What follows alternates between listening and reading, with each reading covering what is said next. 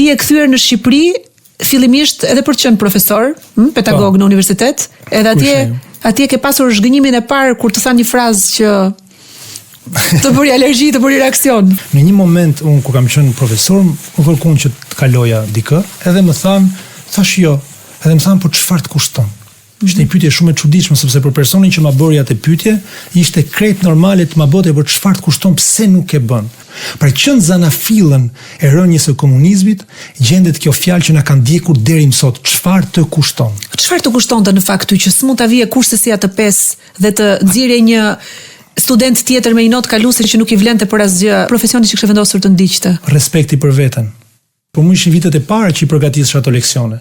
Edhe kërkonte shumë kohë, nga familje sepse kisha punë shtesë nga puna e parë profesionale që kisha në administrat.